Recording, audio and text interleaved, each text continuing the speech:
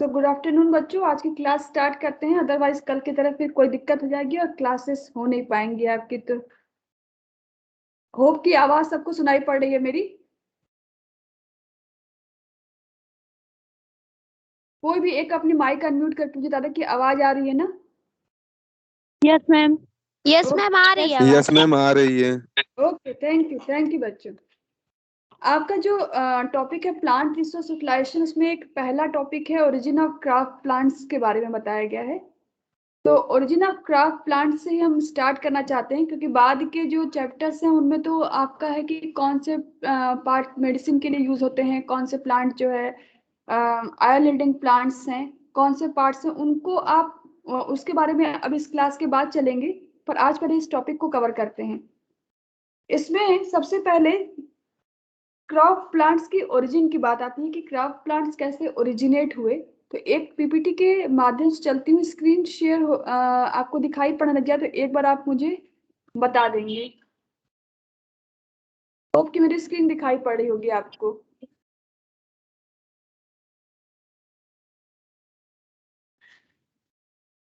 Screen दिखाई पड़ रही है बेटा? Yes ma'am. ओके।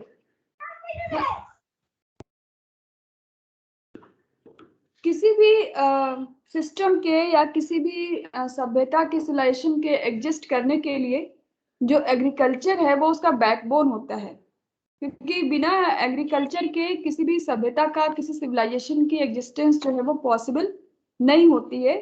और यदि सोचा जाए तो कैसे एग्रीकल्चर की खोज हुई होगी, कैसे लोगों ने करना स्टार्ट किया होगा, उसका कह सकते हैं कि डंप हीप। जैसे कि नहीं आपने कोई भूसा हो, उसको हम लोगों ने एक ढेर बना के रख दिया हो और उस पर अचानक से जो है एक्सीडेंटल डिस्कवरी है, एग्रीकल्चर किया सकता है, इसकी खोज की गई थी। जब जो प्लांट के प्रोपेगेट्स थे जिनको रिफ्यूज कर देते थे हम लोग कि नहीं इसको यूज नहीं करना है और उनको एक किनारे फेंक दिया, उनका पाइल्स बना दिया कि कहीं पर गांव के लोगों ने और देखते हैं उस पर अचानक से जो है क्रॉप्स ग्रो करने लगती हैं। तो उनको ये आइडिया लगता है कि नहीं ऐसा किया सकता है कि हम उसको एक मीडियम प्रोवाइड करें, जिससे कि हम एक जो उसका सोर्स है जहाँ पे वो ओरिजिनेट होते हैं उनके अलावा भी उनको हम कहीं पर ग्रो करा सकते हैं। जो पहला टाइप था प्लांट्स को जिनको डोमेस्टिकेट किया गया, वो टाइप्स जो थे वो एक ग्रुप थे ग्रासेस के, जिनको हम लोगों ने बाद में सीरियल्स का नाम दिया। और ये जो सीरियल वर्ड था ये एक रोमन वर्ड से आया था, जिसका सीरीज कहते थे हम लोग, CERES, जिसका मतलब था रोमन गॉडेस ऑफ क्रॉप्स। और जो तीन इंपॉर्टेंट क्रॉप थे, व्हीट, राइस और मेज, इन तीनों की डिस्कवरी ने सिविलाइजेशन पे बहुत ज्यादा जो है इफेक्ट डाला। इनमें हम व्हीट और राइस को कहते हैं ओल्ड वर्ल्ड क्रॉप और मेज को कहते हैं न्यू वर्ल्ड क्रॉप। तो जैसा आप सब जानते हैं कि सबसे यदि हमको सिविलाइजेशन की ग्रोथ देखनी हो तो हम कई एराज में इसको डिवाइड करते हैं। पैलियोलिथिक एज है जिसको हम लोग ओल्ड स्टोन एज के नाम से जानते हैं, और उसके बाद आपका आता है मेसोलिथिक एज, फिर neolithic, bronze age, iron age और स्पेस एज। पैलेलिथिक एज जो था उसमें हमारे जो भी एंसेस्टर्स थे वो कोई एग्रीकल्चर नहीं करते, वहाँ कोई एग्रीकल्चर नहीं था। वो एक्चुअली में उनको हम लोग बोलते थे गैदर्स एंड हंटर्स, मतलब घूमते थे, जो मिल गया उसको खा लिया। लेकिन इनके ऐसा करने से क्या चेंजेस हुए, जब वो लोग हॉन्टिंग करने लगे चीजों के लिए, तो उससे क्या हुआ कि फौना जो था, फौना चेंज हुआ। जो फाना चेंज होगा तो उसके लिए क्या किया हम लोगों ने, मतलब यदि पैलेलिथिक मेसोलिथिक को ये मालूम पड़ गया कि नहीं वो लोग इसको जो है घूम घूम के खाते थे, तो क्या करेंगे वो, उन्होंने क्या किया कि वैसे जो पशु थे, जो एनिमल्स थे, उनको एक जगह पे पालना शुरू कर दिया। उसको हम लोग बोलते हैं हार्डनिंग करना। जब उनको हम लोगों ने एक जगह पे कलेक्टिवली उनको हार्डनिंग करना स्टार्ट किया तो उससे क्या होता है कि जो अब भाई हम उनके लिए तो खाने के कुछ प्रबंध करेंगे, तो उनके लिए बट नेचुरल है कि हमको फ्लोरा चाहिए होगा। और जहां उनके लिए फ्लोरा की व्यवस्था हम करने निकलेंगे वहां पे एग्रीकल्चर जो है वो स्टार्ट हो जाता है, यानी कि चेंज इन बायोडाइवर्सिटी हम देख सकते हैं। और उसके बाद में नीड के अकॉर्डिंग जो है उसको हम लोगों ने वेल डेवलप्ड एग्रीकल्चर में कन्वर्ट कर लिया after the coming of neolithic age. क्योंकि न्यूलिथिक एज में पॉलिश्ड स्टोन टूल्स अवेलेबल थे एग्रीकल्चर के लिए। तो उसके बाद फिर ब्रॉन्ज एज, आयरन एज और स्पेस एज, जो आज का प्रेजेंट एज आप देख पाते हैं। इसी प्रक्रिया में एक टर्मिनोलॉजी यूज होती है, डोमेस्टिकेशन। डोमेस्टिकेशन क्या चीज होता है? Domestication is the process of bringing wild plant species under cultivation and train them to suit human requirement. तो जो प्लांट हमें अभी तक वाइल्डली ग्रो कर रहे थे, उनको हमने एक आइसोलेटेड पोर्शन में ग्रो कराना शुरू कर दिया, और उनको क्या रिक्वायरमेंट चाहिए, कैसे वो ग्रो कर सकते हैं, उसके लिए उनको ट्रेन करना। ट्रेन का मतलब प्लांट्स अपने आप को जब कुछ इन्वायरमेंटल कंडीशन उनकी चेंज होती है तो अपने आप को हार्डन करते हैं, अपने आप को उसके अकॉर्डिंग चेंज करते हैं, अपनी फिजियोलॉजी एक्टिविटी को, मेटाबॉलिक एक्टिविटीज को, ताकि वो उसमें सूट कर पाए। तो यहाँ ह्यूमन ने उसको ट्रेन किया, उस प्लांट को उस आइसोलेटेड एरिया में या हमारे आर्टिफिशियल जो मीडियम था वहां पे ग्रो करने के लिए। इसी को हम लोग कहते हैं डोमेस्टिकेशन करना। अब हम इसमें देखते हैं कि सेंटर ऑफ ओरिजिन और डायवर्सिटी ऑफ क्रॉप प्लांट्स क्या है। जो क्रॉप जेनेटिक डाइवर्सिटी है, उसमें हम लोग नाम से ही मालूम पड़ रहा है कि जीन और जीनोटाइप्स की बात कर रहे हैं, जहां पर डिफरेंट टाइप की डाइवर्सिटी होगी। और जरूरत क्यों है इसकी? क्योंकि हमको इम्प्रूव्ड कल्टीवर्स प्रोड्यूस करने हैं। हमें बढ़ती ही पॉपुलेशन के अकॉर्डिंग जो है हमारी जो रिक्वायरमेंट्स हैं उनके अकॉर्डिंग हमको अच्छे जीन्स और जीनोटाइप सेलेक्ट करने हैं और उन्हीं को ब्रीड आउट करना है, ताकि हम उनकी जो रिक्वायरमेंट्स है रिक्वायरमेंट को हम लोग पूरा कर सकें। और if a crop species has large number of genetic variants, it is said to be genetically diverse. जैसे आप यदि हम ट्रिटिकम की बात करें तो ट्रिटिकम आपको जो है जब उसका ओरिजिनेशन आप देखेंगे तो कैसे वो डिप्लॉयड से टेट्राप्लॉयड और टेट्राप्लॉयड से हेक्साप्लॉयड में कन्वर्ट हुआ। That show that this genus has a number of genetic diversity. ये है वेविलाव, इनका नाम आप बार बार सुनेंगे। वेविलाव का वो पूछता है आपसे, सेंटर ऑफ ओरिजिन पूछता है, डाइवर्सिटी सेंटर्स पूछे जाते हैं एग्जामिनेशंस में। तो ये वेविलाव है जिन्होंने रियलाइज किया कि जेनेटिक डाइवर्सिटी इंपॉर्टेंट है क्रॉप इंप्रूवमेंट के लिए। तो उनकी टीम जो थी, उनकी टीम ने बहुत सारी कंट्रीज को विजिट किया, वहाँ पे जो कल्टिवेटेड प्लांट्स थे उनकी लिस्टिंग की कि किस तरीके से जो है कल्टिवेटेड प्लांट्स यहाँ पे दिखाई पड़े हैं, इससे रिलेटेड कोई क्रॉप प्लांट है वो कितनी दूरी पर है, या यदि वहां ग्रो कर रहा है तो उसमें चेंजेस क्या हैं। और इन सब के बेसिस पे उन्होंने 8 सेंटर डाइवर्सिटी के बताए, मेन सेंटर, और उनके अलावा 3 जो है सेकेंडरी सेंटर ऑफ डाइवर्सिटी। ये मेन सेंटर और सेकेंडरी सेंटर क्या है इनको भी देखते हैं हम लोग। पहले तो ये 8 सेंटर हैं जिनको आप मैप में भी देख पा रहे हैं, उनकी लिस्टिंग भी की गई है। China, India, Indo China, Central Asia, Near East, Mediterranean Sea, Ethiopia, southern Mexico and Middle America, north eastern South America, Bolivia, Ecuador, Peru और एजल ऑफ चाइल्ड। देखिए ये वेविलो के कौन से सेंटर ऑफ डायवर्सिटी थे, वो यही सेंटर ऑफ डायवर्सिटी यहाँ पर लिखे गए हैं। It refers to a place, region और area where maximum variability and diversity of crop plant is observed. ये थे इनके मेन सेंटर्स।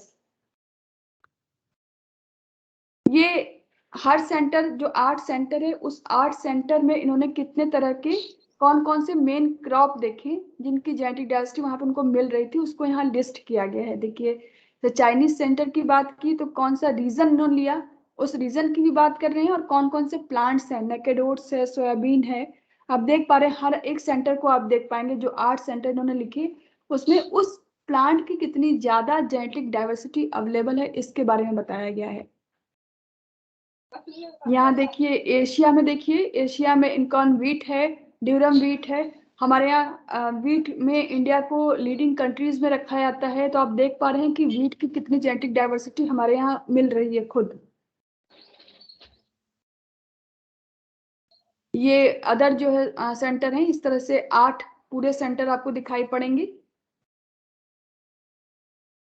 तो इन्होंने लेकिन इस जो वेबिलोग के सेंटर थे, हर एक की मेरिट और डिमेरिट होती है। उन्होंने जेनेटिक डाइवर्सिटी के रूप में 8 सेंटर तो डिस्क्राइब किए, लेकिन जिन एरियाज को वो कवर कर रहे थे उनका कहना था कि जो अफ्रीका था उसको वो पूरी तरह से कवर नहीं कर पाए थे, ऑस्ट्रेलिया को भी कवर नहीं कर पाए थे वो पूरी तरीके से। और इन दो दीज टू कॉन्टिनेंट जिनको वो कवर पूरी तरह से नहीं कर पाए थे, वहां पे जेनेटिक डाइवर्सिटी जो है क्रॉप प्लांट की वो बहुत ज्यादा थी। ये कुछ डीमेरिट्स हैं उनके सेंटर जिन्होंने डिसाइड किए, जो 8 सेंटर निकाले उस सेंटर, उनका कहना था कि जिन लोगों ने इसमें ये डीमेरिट्स ढूंढी उनका कहना था कि इनके अलावा भी और सेंटर्स हो सकते थे जिसको डिस्क्राइब नहीं किया गया। अब आते हैं कि जो सेंटर ऑफ, हम दो टर्म लेके चल रहे थे स्टार्टिंग से हम लोग, सेंटर ऑफ ओरिजिन और सेंटर ऑफ डाइवर्सिटी क्या चीज है। सेंटर ऑफ ओरिजिन का मतलब समझ रहे हैं कि वो प्लांट ओरिजिनली वहां पे जो है ग्रो करता है, ओरिजिनल उसको वहां पे किसी भी तरीके के हमको फर्टिलाइजर प्रोवाइड करने की जरूरत नहीं है, किसी भी तरह का हमको उसको इन्वायरमेंटल टेम्परेचर या कुछ सेट करने की जरूरत नहीं है, वो नेचुरली उस जगह पे ग्रो करता है। और दूसरा, डाइवर्सिटी क्या चीज है, डाइवर्सिटी ऑफ अ क्रॉप में be found at more than one place. मतलब वो जो प्लांट मिल रहा था, जो सेंटर ऑफ ओरिजिन जहां ओरिजिनली वो पाया जा रहा है, इसके अलावा उसकी जेनेटिक डाइवर्सिटी का दूसरा प्लांट भी दूसरी जगह पे मिल सकता है। तो दो चीजें हो गई, सेंटर ऑफ ओरिजिन और सेंटर ऑफ डाइवर्सिटी। दो तरह के डाइवर्सिटी सेंटर हैं, प्राइमरी सेंटर और सेकेंडरी सेंटर। जैसा कि नाम से आपको मालूम पड़ रहा है, प्राइमरी सेंटर वो सेंटर होंगे जहां पे regions of vast genetic diversity of crop plants, उन एरिया में जो होगा क्रॉप प्लांट की जेनेटिक डाइवर्सिटी ज्यादा होगी। और these are the original homes of the crop plants which are generally uncultivated areas like mountains, hills, river, valleys, forest, जहां पे मैंने कहा ना कि नेचुरली ग्रो करते हैं, वहां हमें कुछ करने की जरूरत नहीं है। These primary center can be called as origin of centers too, इनको origin of centers भी हम कह सकते हैं। अब आते हैं सेकेंडरी सेंटर्स पे। वेवलॉन ने क्या सजेस्ट किया कि जो वैल्यूएबल फॉर्म है क्रॉप के, जिनको हम माउंटेन्स पे ग्रो करते देख रहे हैं, रिवर्स पे ग्रो करते देख रहे हैं, उनको हम लोग उनके जहाँ पे, अब माउंटेन पे आप जानते हैं कि जो सिविलाइजेशन ग्रो करती है वो सिविलाइजेशन जो है उसी एरिया में लोकेट रहती है, मॉडर्नाइजेशन नहीं होता वहाँ, इंडस्ट्रियलाइजेशन नहीं हो सकता है वहाँ पे, टेक्नोलॉजीज नहीं जा सकती हैं। तो क्यों ना हम ऐसा करें कि जहाँ पे ये सारी चीजें अवेलेबल हैं उन क्रॉप प्लांट को वहां से हम उसकी डाइवर्सिटी को हम उस जगह से दूसरी जगह पर ले आए। These are known as secondary centres, यानी कि हमने इसको ओरिजिनल जगह से दूसरी जगह पे ले आया और वहां पे कल्टीवेट कराया। तो these are also called as cultivated areas. अब आते हैं इनके प्राइमरी सेंटर और सेकेंडरी सेंटर तक समझ में आ गए, इनके फीचर्स क्या क्या होंगे। प्राइमरी सेंटर, जैसे माउंटेन की बात कर रहे थे या रिवर्स की बात कर रहे थे, जेनेटिक डाइवर्सिटी ज्यादा होगी वहां पर क्योंकि कई तरह के प्लांट्स दिख रहे हैं। सेकेंडरी सेंटर, क्योंकि उनको हम लेके अपनी जगह पे आए हैं, हमने जिसको पसंद किया उसको लेके आए, तो निश्चित रूप से हमने जो जेनेटिक डाइवर्सिटी वहां पे 20 प्लांट की मिल रही थी, हमने सिर्फ 10 को कल्टीवेट किया अपनी जगह पे, तो जेनेटिक डाइवर्सिटी ऑटोमेटिकली लेसर हो जाएगी। फिर जहाँ पे जेनेटिक डाइवर्सिटी ज्यादा है वहां पे डोमिनेंट जीन भी ज्यादा होंगे। आप समझ रहे हैं कि डोमिनेंट जीन ही, डोमिनेंट और रिसेसिव का फीचर आप समझ रहे हैं कि डोमिनेंट जीन जो होते हैं उनके जो एलील्स होते हैं वो अपने फीचर्स शो करते हैं। यहाँ पे लार्ज नंबर ऑफ जीन्स, क्योंकि हमने कुछ एक को ले आकर के यहाँ पे आइसोलेट किया हुआ है, तो वहां पे रिसेसिविटी जो होगी वो बढ़ जाएगी। प्राइमरी सेंटर में वाइल्ड कैरेक्टर्स होंगे, सेकेंडरी सेंटर्स में डिजायरेबल कैरेक्टर्स होंगे। डिजायरेबल कैरेक्टर पाने के लिए हम लोग क्रॉसिंग ओवर कराते हैं, हम जो है यूज करते हैं अपनी बायोटेक्नोलॉजी को। इनके पास में लेस क्रॉसिंग ओवर होगा क्योंकि यहाँ पे ये हम इस तरह का कोई फिनोमेना यूज नहीं कर रहे हैं, यहाँ पे नेचुरल सिलेक्शन ऑपरेट कर रहा है, लेकिन यहाँ पे हम नेचुरल और आर्टिफिशियल दोनों तरीका अपना रहे हैं। नेचुरली भी यदि ग्रो कर रहा है बहुत अच्छा है, नहीं ग्रो कर पा रहा है तो हमें जो डिजायरेबल जीन चाहिए हम वो इंट्रोड्यूस करा के उस इन्वायरमेंट में उसको ग्रो कराते हैं। अब एक और सेंटर आता है माइक्रो सेंटर्स। जैसा आप टूर के लिए गए थे, हम लोग IIVR गए थे ना, वहां पे आप देख रहे थे कि एक ही फील्ड के अंदर बहुत सारे क्रॉप प्लांट्स को छोटी छोटी मात्रा में, बहुत कल्टीवेटेड एरिया में छोटी छोटी मात्रा में हमने उसको ग्रो कराया हुआ था। क्या मतलब है इसका, Small areas within the center of diversity exhibit tremendous genetic diversity of some crop plants. इनको माइक्रो सेंटर्स कहते हैं. These are the valuable source for collecting valuable plants. यहाँ से जो उन्होंने वैरायटी बनाई, वैरायटी डेवलप कर, जेनेटिक डायवर्सिटी आप देख रहे थे, आपने देखा होगा वहां पर सिर्फ ब्रिंजल की कितनी सारी वैरायटी वहां पर थी. और इन सेंटर से ये जो वैरायटीज थी, इन वैरायटीज को हमारे जो फार्मर्स होते हैं वो वहां से उसको कलेक्ट करते हैं, ले जाते हैं, उनको ग्रो कराते हैं. These are the known as micro centres. Micro centres जैसा आप एक यहाँ देख रहे हैं, ऐसे बहुत सारे हैं. सेंट्रल एरिड जोन रिसर्च है आपका, जोधपुर में है. तो अलग अलग सेंटर्स बनाए गए हैं जहां पर अलग अलग तरह के प्लांट्स ग्रो करते हैं. इनके फीचर्स क्या क्या हैं? They represent small areas with in the centres of diversity, exhibit tremendous genetic diversity. The rate of natural evolution is faster than the larger areas. They are important site for the study of crop evolution.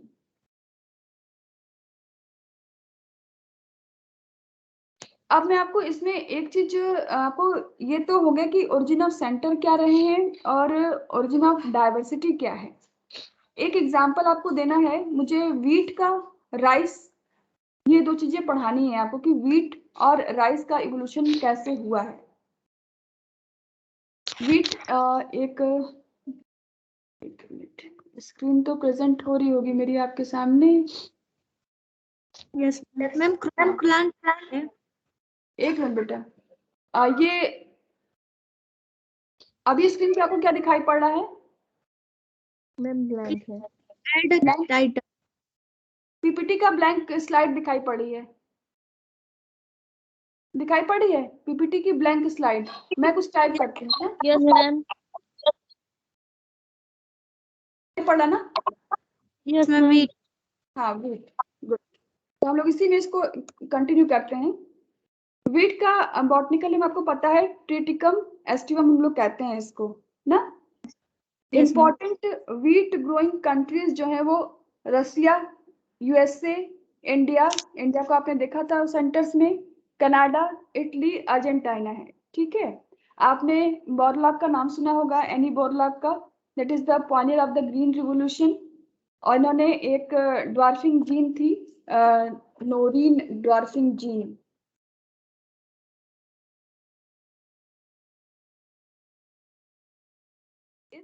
Gene के इस्तेमाल से इन्होंने जो है green revolution को start किया था. और इस जीन के एप्लीकेशन से जो है हमें एक वैरायटी थी, मैक्सिको वैरायटी वीट की, जिसकी हाई यील्ड मिल रही थी. इसी काम को इंडिया में एमएस स्वामीनाथन ने आगे बढ़ाया, जिन्होंने जो है उन्होंने इसी जीन को अप्लाई किया, इसी वैरायटी को यूज किया, उससे डेवलप किया दो इंडियन वैरायटीज, जिसका नाम था कल्याण सोना एंड अलिका. ये दो वैरायटीज थी वीट की जिसको एमएस स्वामीनाथन ने डेवलप किया था. और ये भी जो है इंडिया में ग्रीन रिवोल्यूशन के लिए रिस्पॉन्सिबल है, ये दोनों वैरायटी.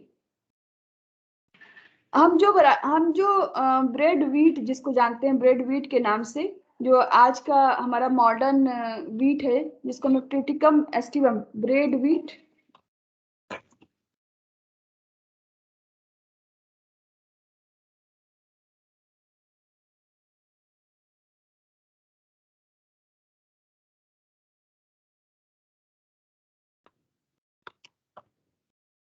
ये हमारी मॉडर्न वीट है जो कि हेक्साप्लाइड है. लेकिन ओरिजिन इसकी हेक्साप्लाइड के फॉर्म में नहीं हुई है. ओरिजिन करने के लिए हमको जो है इसमें पहले हम लोग डिप्लॉयड, डिप्लॉयड से टेट्राप्लॉयड और टेट्राप्लॉयड से फिर हेक्साप्लॉयड के फॉर्म में जाएंगे. जो हमारा एंशिएंट सिविलाइजेशन रहा है, मैग्नोलिया का, इजिप्ट का, रोम का, ग्रीस का, उन्होंने वीट को 2700 BC में ही ग्रो करना स्टार्ट किया था. और जो सबसे ओल्डेस्ट सैंपल वीट का है उसको वो अबाउट 6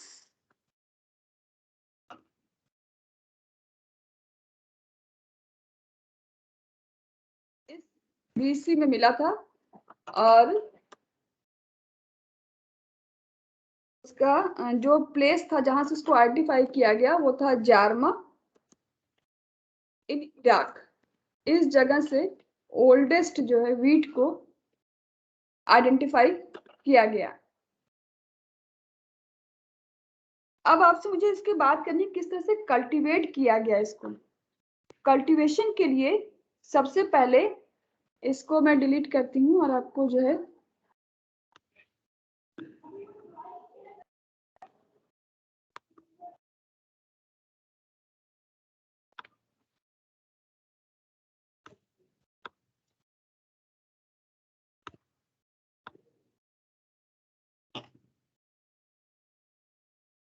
ट्रिटिकम लिख रही हूँ, ठीक है। ट्रिटिकम मोनोकोकम, इस वैरायटी को मल्टीप्लाई कराया गया एक ग्रास है, उस ग्रास के साथ में जिसको हम लोग एजिलोप्स स्पेल्टोइड्स के नाम से जानते हैं।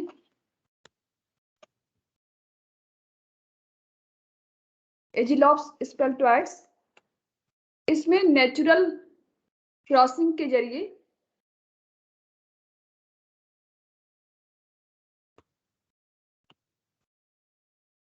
नेचुरल क्रॉसिंग कराई गई और नेचुरल क्रॉसिंग करके ये आपका जो है हमारा जो रिजल्टेंट हमारे पास जो आता है उसका नाम था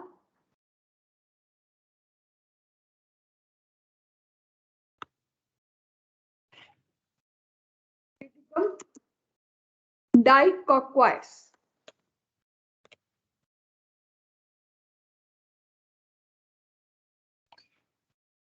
फॉन्ट साइज बढ़ा दूं, आपको दिख रहा है फॉन्ट साइज?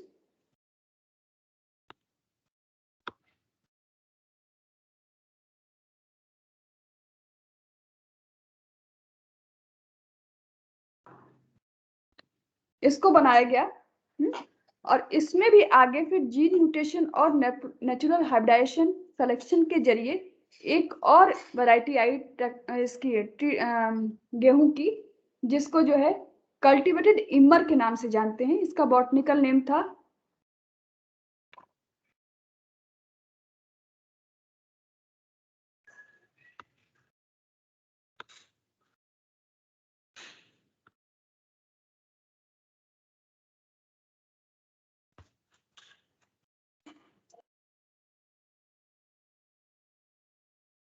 ट्रिटिकम, नहीं बेटा पढ़ा रही हूँ, ट्रिटिकम डाइकोकम। और इनमें इसके बाद यहाँ पे जो प्रोसेस थी वो थी जिसको हम लोगों ने यहाँ पे नेचुरल क्रॉसिंग कराई दोनों के बीच में। यहाँ पे हम लोगों ने जीन म्यूटेशन नेचुरल हाइब्रिडाइजेशन कराया और इसके आगे चलेंगे डाइकोकम के बाद, जिसको हम लोग कहते हैं कल्टीवेटेड इमर के नाम से भी जानते हैं इसको, इस वैरायटी को।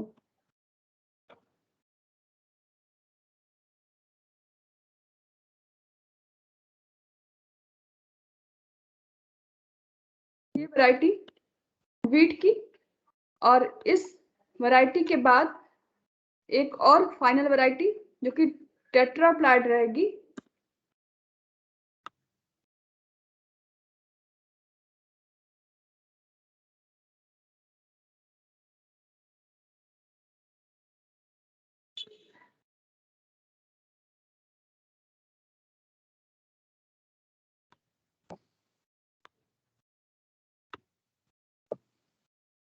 इसका नाम है ट्रिटिकम ड्यूरम।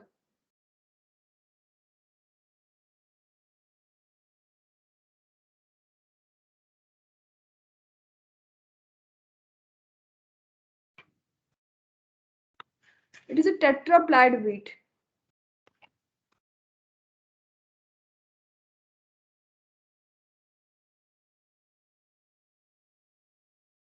हम लोग बात कर रहे थे कि हेक्साप्लाइड वीट की बात कर रहे हैं कि हमको जो ट्रिटिकम एस्टिवम आप देखते हैं दैट इज द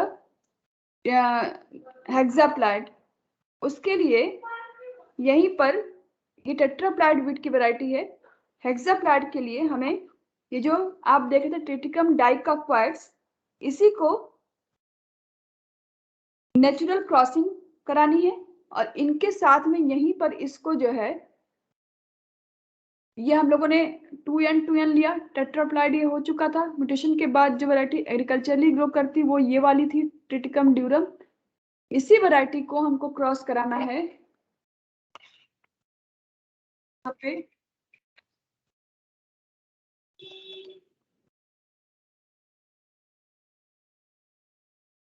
इसके साथ में कराएंगे हम क्रॉस जो वैरायटी हमने यहाँ ली थी एजिलॉप्स की, स्क्वेरोसा के साथ।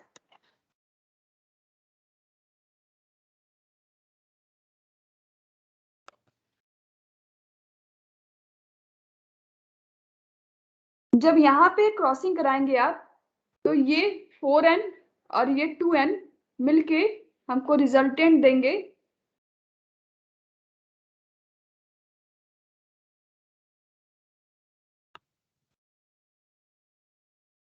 ट्रिटिकम एस्टिवम के लिए।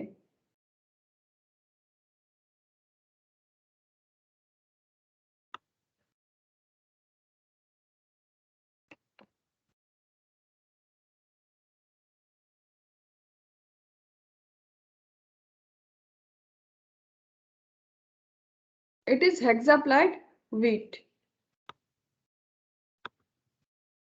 That is the most suited to our environment and modernly grow.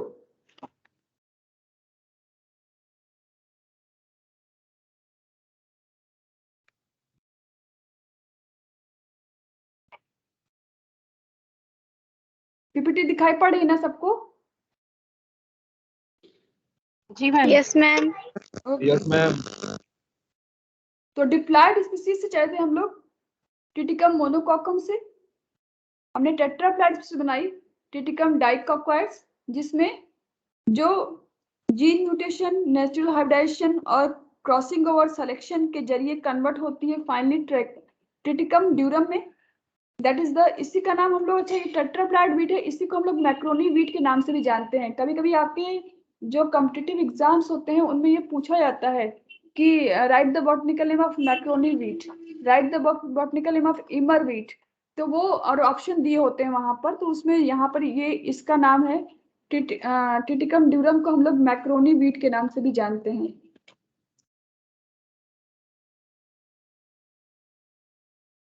और ट्रिटिकम एस्टिवम को ब्रेड वीट के नाम से जानते हैं। ये तो ओरिजिन हो गई हमारे किस तरीके से ओरिजिन हुई हमारे वीट की। अगले में आपको पढ़ना है राइस के बारे में कि राइस की ओरिजिन कैसी है। राइस का जो ओरिजिन सेंटर है उसको इंडिया को ही माना जाता है कि इंडिया में ही राइस की ओरिजिन हुई थी, जिसको बाद में चाइना ने कल्टीवेट किया। अच्छा, एक वीट से पहले एक टर्म और आता है, आपको यहाँ बताया था मुझे, ट्रिटिकेल का नाम सुना होगा आप लोगों ने। ट्रिटिकेल क्या होता है? ये ट्रिटिकेल, एक मिनट इसको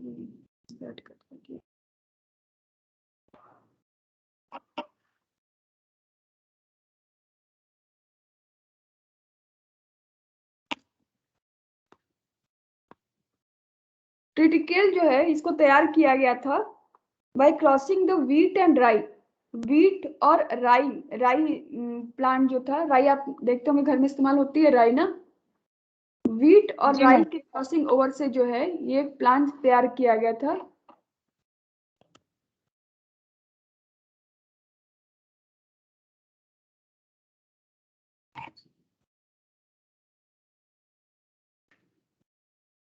ये जो प्लांट था ओरिजिनली जब बनाया गया, ट्रिटिकेल को जब बनाया गया तो ये प्लांट जो है स्टेराइल था।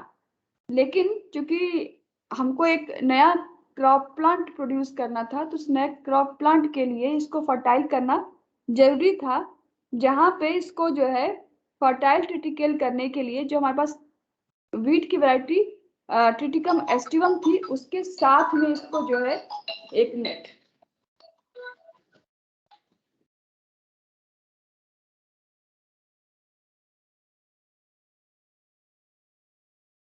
ट्रिटिकम एस्टिवम के साथ में इसको क्रॉस कराया गया डिप्लाइड राई को। और तब हमें ऑक्टाप्लाइड जो है, क्योंकि हमारा ट्रिटिकम एस्टिवम जो था वो कौन सा था, 6n था। 6n को मल्टीप्लाई कराया हमने राई की वैरायटी जो थी उसकी डिप्लॉयड वैरायटी 2N, तो हमको फाइनली मिलता है 8N है। ऑक्टोप्लाइड जो ये वैरायटी मिलती है, ये ट्रिटिकेल की जो वैरायटी थी, ये वैरायटी जो थी फर्टाइल थी, मोर विग्रस ग्रोथ करती थी, लॉन्गर स्पाइक था और इसके लार्ज ग्रेन थे इस ट्रिटिकेल के। अब आते हैं राइस पर। राइस का बॉटनिकल नेम आपको पता है, ओराइजा सटाइवा कहते हैं, फैमिली पोएसी का है, और इसको जो है इसकी करीब 30,000 राइस की वैरायटी है जो कि इंडिया में अकेले पाई जाती हैं। राइस का एक इंस्टीट्यूट है, इंटरनेशनल राइस रिसर्च इंस्टीट्यूट, जो कि मनीला में है, फिलीपींस। और इंडिया में राइस रिसर्च इंस्टीट्यूट कटक में है, उड़ीसा में। एक जीनस था लेरिसा,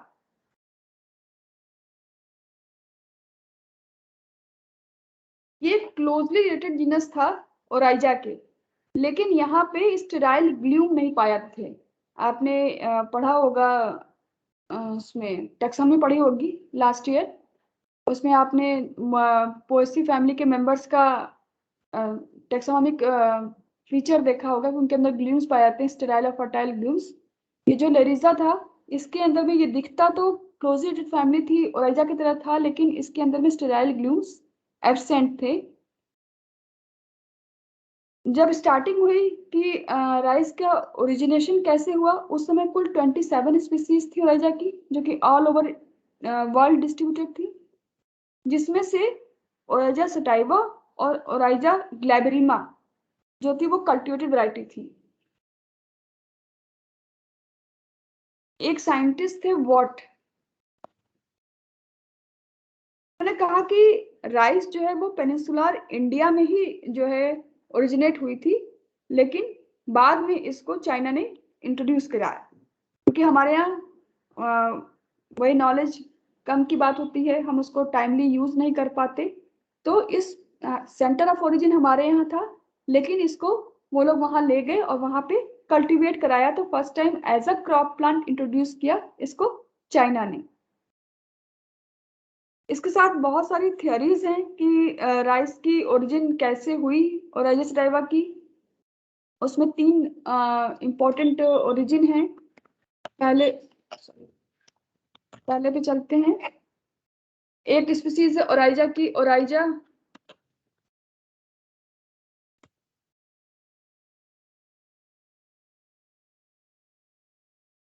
ओराइजा फटुआ। ये जो वैरायटी थी ये एंसेस्ट्रल स्पीसीज थी। इसके बाद में एक दूसरी स्पीसीज आई सेकंड थ्योरी के अनुसार, ओराइजा पेरेनिस। ये एक पेरेनियल ग्रास था, जिसकी वैरायटीज जो थी 3 ज्योग्राफिकल एरियाज में डिस्ट्रीब्यूटेड थी। ये 3 ज्योग्राफिकल एरियाज में डिस्ट्रीब्यूशन का मतलब ये हुआ कि इसके अंतर्गत 3 ऐसे यही सेम वैरायटी जो है ग्रो कर रही थी, पर कुछ कुछ डिफरेंस उनके अंदर थे। जो पहली वैरायटी थी इसकी, वो स्ट्रांगली राइजोमेटस थी। राइजोमेटस का मतलब इसका राइजोम जो होता है वो सॉइल को ज्यादा अच्छे से एडहेयर करता है। दूसरी स्पीसीज जो थी वो वीकली राइजोमेटस थी और इरेक्ट थी। और तीसरी चीज की फ्लोटिंग सब स्पीसीज। इन तीनों के बाद आता है हमारा ओराइजा ऑफिसिनेलिस। ओराइजा ऑफिसिनेलिस, एक मिनट बच्चों।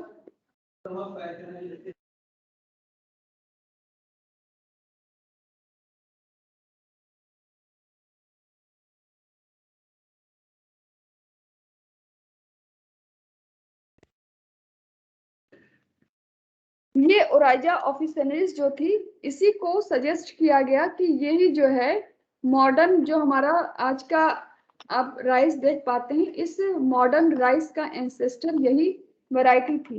यानी कि 3 थियरीज थी। पहले ओराइजा फटवा को एंसेस्टर माना गया, फिर ओराइजा पेरेनिस आते हैं। ओराइजा पेरेनिस को बताया गया कि इसकी जो थी 3 ज्योग्राफिकल एरियाज में डिस्ट्रीब्यूटेड था, तो ये माना गया कि ये एंसेस्ट्रल स्पीसीज होगी। पर लास्टली में जो ओराइजा ऑफिसिनेलिस को लिया गया, इसी से जब इसकी एंसेस्टर स्टडी की गई तो ये माना गया कि आज का जो मॉडर्न राइस जिसको हम लोग ग्रो करते हैं उसका एंसेस्टर यही है, ओराइजा ऑफिसिनेलिस है। राइस की बहुत सारी वैरायटीज हैं जिनको हम लोग ग्रो करते हैं। कुछ वैरायटीज के नाम आप नोट कर लीजिएगा, जैसे रत्ना है, पद्मा, जोया, कृष्णा, जमुना। आपको पता होगा कि एक और वैरायटी मैं बताऊं मॉडर्न राइस में है, इसका नाम है PNR 551। ये जो वैरायटी है राइस की, that is the shortest duration rice variety, mature only 60 days, help to avoid impact of flood. Suitable कहाँ के लिए है, जहाँ पे फ्लडिंग ज्यादा होती है, जैसे बांग्लादेश हो गया आपका, आसाम हो गया, इन सब जगहों के लिए जो है ये वैरायटी जो है वो ज्यादा अच्छी है ग्रो करने के लिए। एक और राइस का नाम आपने सुना होगा, पार बॉइल्ड राइस कहते हैं इसको हम लोग।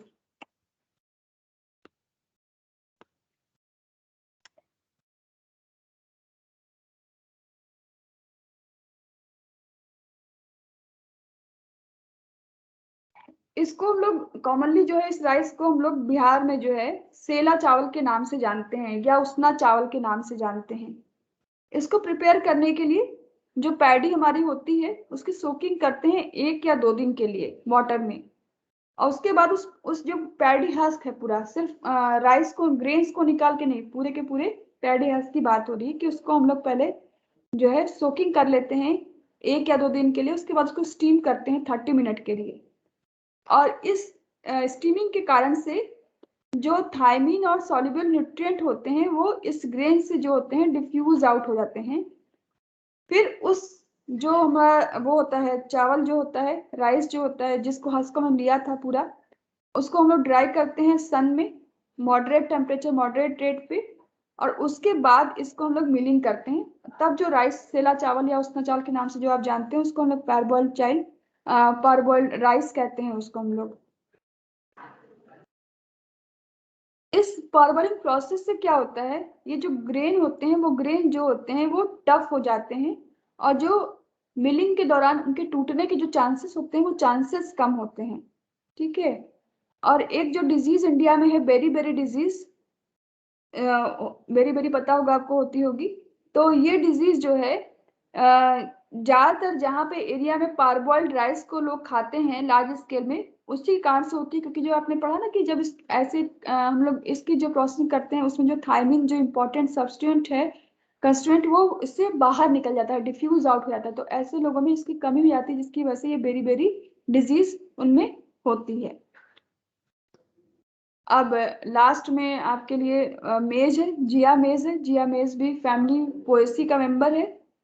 मेज की ओरिजिन जो है थोड़ी कंट्रोवर्शियल है, और ये बिलीव करते हैं कि मेज जो है न्यू वर्ल्ड क्रॉप है, और ये 5000 ईयर्स एगो मैक्सिको में या फिर साउथ वेस्ट यूएसए में इसकी ओरिजिन हुई थी। आपने म्यान इंकस सिविलाइजेशन के बारे में पढ़ा होगा। म्यान और इंकस सिविलाइजेशन जो है वो इस मेज के ऊपर ही डेवलप है, मतलब उनका जो एग्रोनॉमी था, उस एग्रोनॉमी में ये जो मेज थी उसने बहुत इम्पोर्टेंट रोल प्ले किया है। जैसा राइस के लिए पढ़ रहे थे कि राइस का एक मिलता जुलता और प्लांट था लेरिसा। इनके केस में कोई भी ऐसा प्लांट नहीं पता है कि जो कि इनसे मिलता जुलता सिमिलर अपीयरेंस रखता हो। एक जो मोस्ट लाइकली ओरिजिन होती है वो एक टेसोइंटी, एक वीडी ग्रॉस है। उस ग्रॉस, एक मिनट में इसका नाम भी लिख दूं,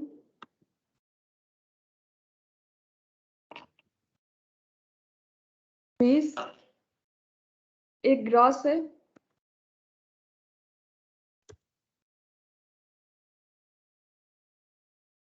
ये वीडी ग्रॉस है। इसी से कहीं थोड़ी बहुत सिमिलरिटी मिलती है, अदरवाइज ऐसी कोई और सिमिलरिटी इस प्लांट की जो है एंसेस्टर में या पुराने समय में नहीं मिलती है। ये प्लांट जो था ये वाइडली ग्रो करता था ग्वाटेमाला मैक्सिको में। और यहाँ पे जो हमारा जिया मेज है, उस मेज एक तरह से कहेंगे ये हाइब्रिड, बाद में जब हम लोगों ने इसको प्रोड्यूस करना, फर्टाइल स्पीसीज जब हमको चाहिए थी, तो इसको जो है एक हाइब्रिड भी कराया गया मेज और टियोसेंटे के बीच में, जिसकी वजह से जो हमारे ग्रेन्स की प्रोड्यूस थी, वो प्रोड्यूस जो थी वो हाईली अफेक्टेड हुई, हाईली जो है बढ़ गई थी उसकी। तो ये तीनों जो है आपके कुछ हमारे ओरिजिन ऑफ सेंटर्स के बारे में, ओरिजिन ऑफ डाइवर्सिटी के बारे में थे, वेबलॉग के सेंटर के बारे में थे। आपसे जो क्वेश्चंस पूछे जाते हैं वो इन्हीं के बारे में पूछे जाते हैं कि किस तरीके से वेबलॉग का सेंटर या सेंटर ऑफ ओरिजिन क्या है। जब नेक्स्ट टाइम आप मुझसे मिले तो मेरी कोशिश रहेगी कि आप जो है इसको पढ़ के आएँ और इससे रिलेटेड जो क्वेश्चंस आए हुए हैं उन क्वेश्चंस की क्वेरी को साथ में ले करके आएँ। आप में से मैं देख पा रही हूँ कि बहुत कम लोग जो है इस को इससे जुड़ रहे हैं। इतने ही लोग जुड़ते हैं या आपकी संख्या कम है? इस ऐप को डाउनलोड नहीं कर पा रहे हैं, क्या परेशानी है, मैं ये जानना चाह रही हूँ।